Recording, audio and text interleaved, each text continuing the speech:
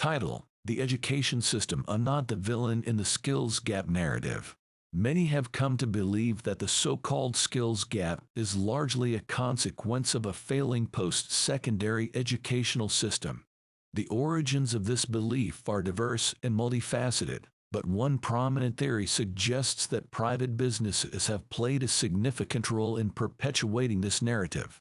But is it fair to lay the blame at the feet of post-secondary and training institutions? To assess the validity of this claim, we must first understand the role that educational institutions play in preparing students for the workforce. Students typically select programs that align with their career aspirations. The structure of these programs is often rich with applied components designed to translate directly into the professional realm. Furthermore, post-secondary institutions have been around for centuries and have evolved into highly efficient and professional entities. They often customize their courses to cater to the specific needs of employers and maintain high academic standards. Thus, it seems reductive to place the burden of the skills gap solely on their shoulders. However, one cannot deny the value of real-world experience, something that academic institutions struggle to provide in a traditional classroom setting. Employers often cite a lack of experience, not academic skills, as a roadblock in hiring fresh graduates. This situation begs the question: shouldn't employers express frustration with their peers for not offering entry-level experience placements, co-op programs, or internships instead of directing their dissatisfaction towards educational institutions?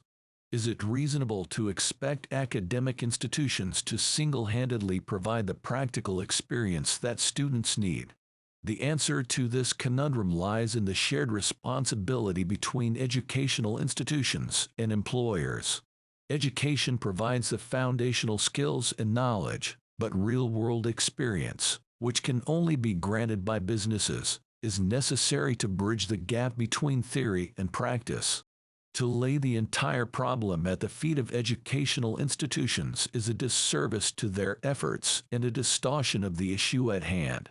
Both employers and educational institutions must work together, acknowledging their respective roles in providing the holistic training needed for students to transition smoothly into the workforce. It is critical to remember that our labor market is dynamic, with the demands of the workforce continuously changing. Educational institutions need to adapt their curriculum to these changes, but employers also have a role to play in providing opportunities for real-world experience. Thus, the solution to the skills gap isn't to point fingers but to foster cooperation and mutual understanding between all involved parties. Therefore, the blame game needs to stop.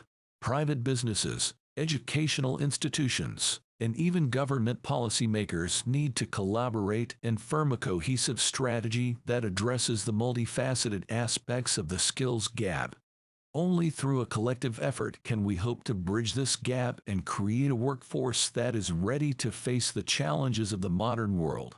So, the next time someone points to the educational system as the root of the skills gap problem, it's worth remembering that there are two sides to this coin.